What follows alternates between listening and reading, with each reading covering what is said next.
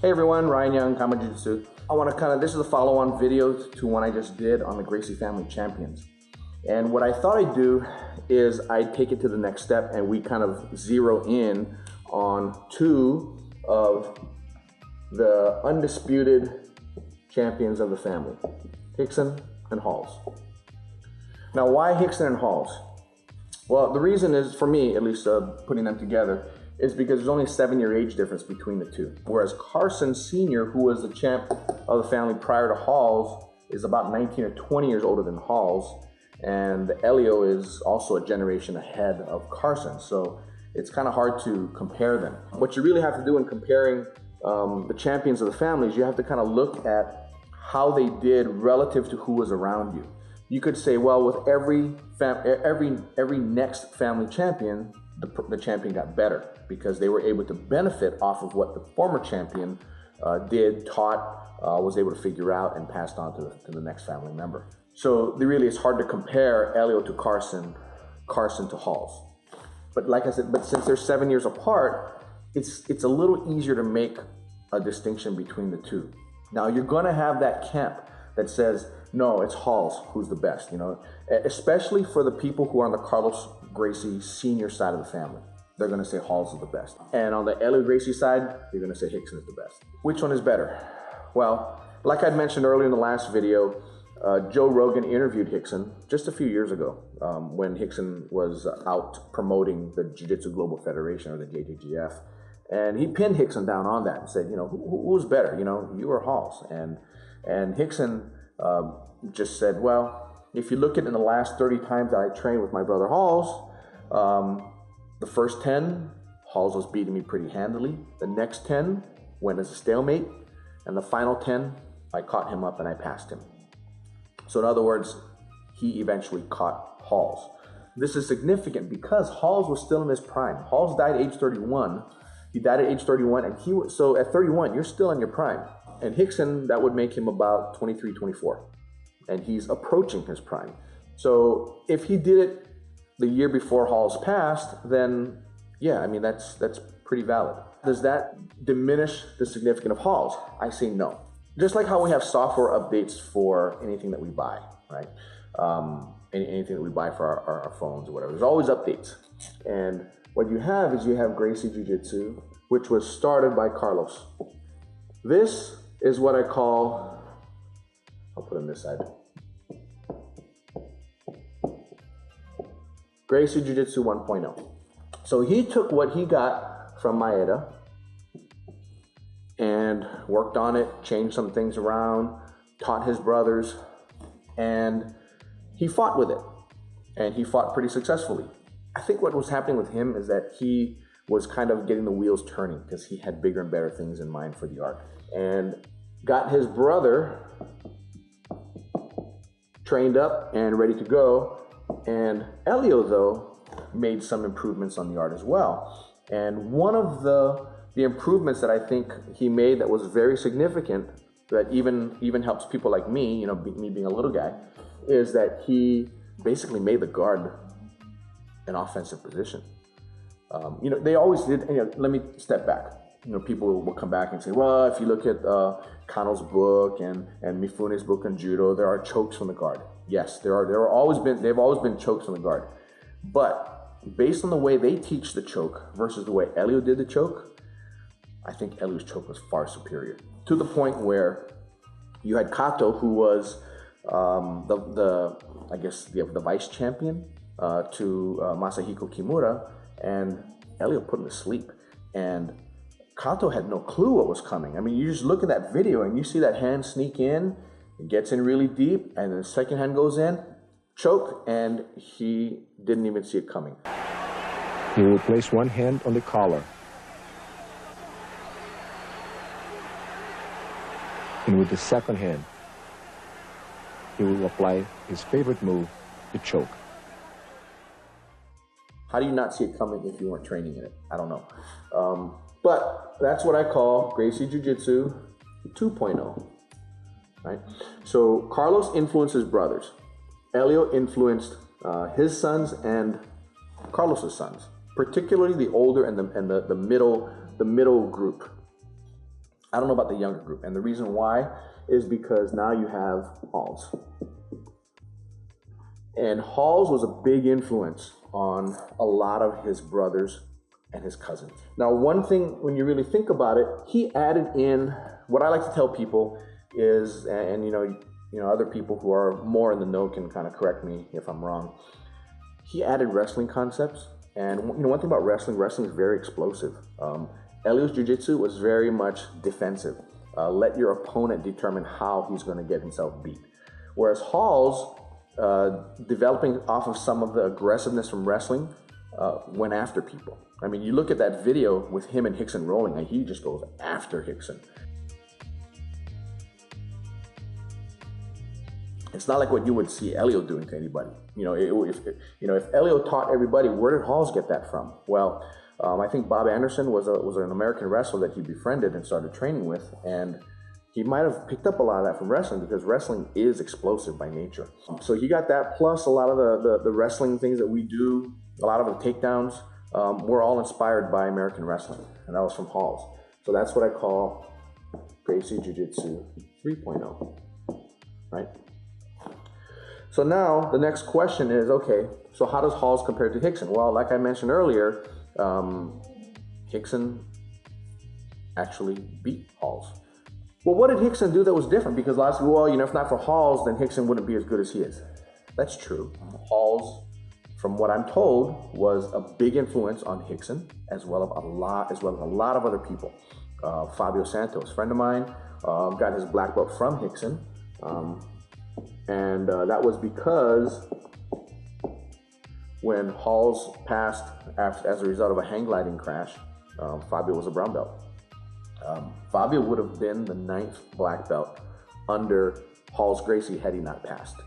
Also, one of Halls' black belts is Hadra Gracie's father, Mauricio Gomez.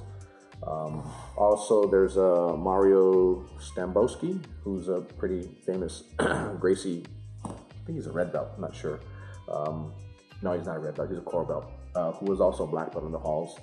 He also taught his brothers, in particular, I think it was Colin Gracie, as well as Carlos Gracie Jr., who is Gracie Baja.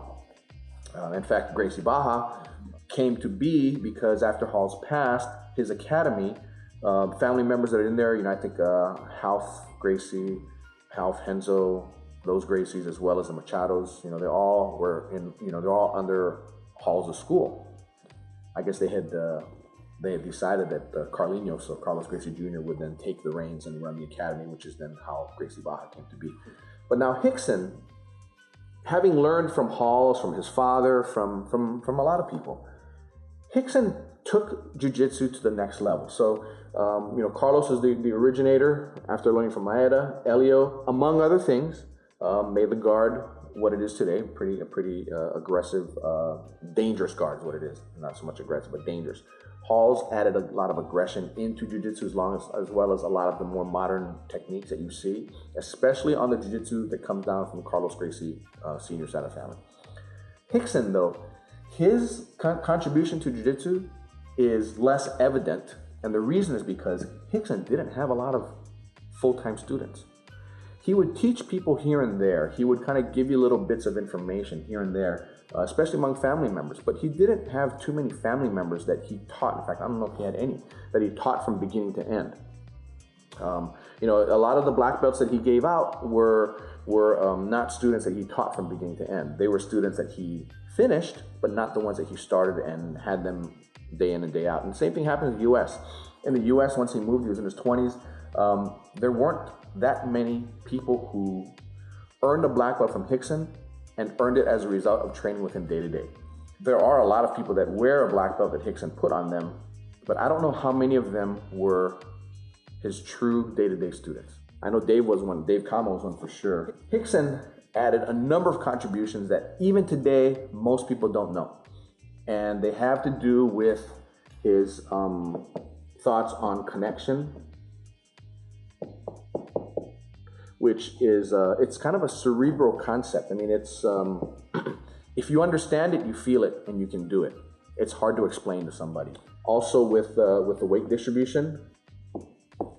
And With that weight distribution comes pressure.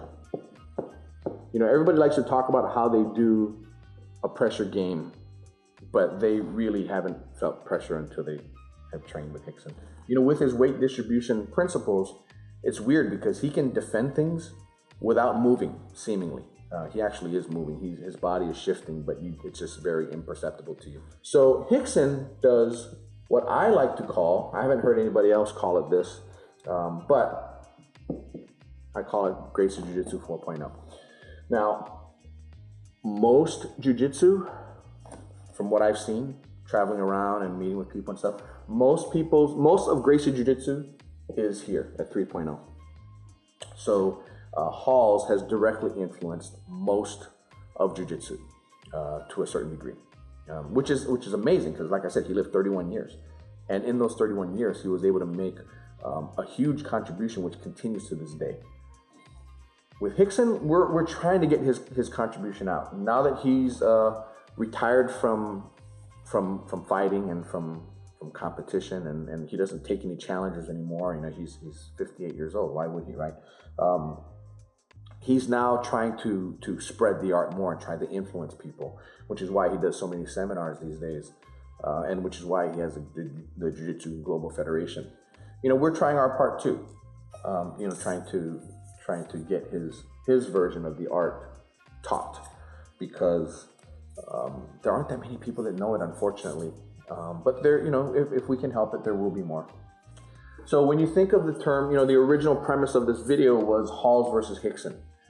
Who's better? Well, if you look at an absolute sense, when they were both, you know, when they were both training and both in their prime, who was the better one? Well, Hickson. However, when you look at who's influenced more people, it's Halls, by far. But if you look at what was anybody able to build on the prior? Well, yes, I mean, obviously, and it happened the way it was supposed to happen. So Carlos built off of Maeda, Elio built off of Carlos, Halls built off of Elio, and Hickson built off of Halls, as well as Elio. Because Hickson, he wasn't part of Halls' academy, but he would kind of go back and forth between Halls' academy and Elio's academy. And, you know, Hickson was Hickson. He trains anywhere he wants. But based on his, you know, and the way how Halls went into wrestling, or spent a lot of time wrestling, Hickson, his thing is yoga, believe it or not. And that's been a major contributor to his success in Jiu-Jitsu.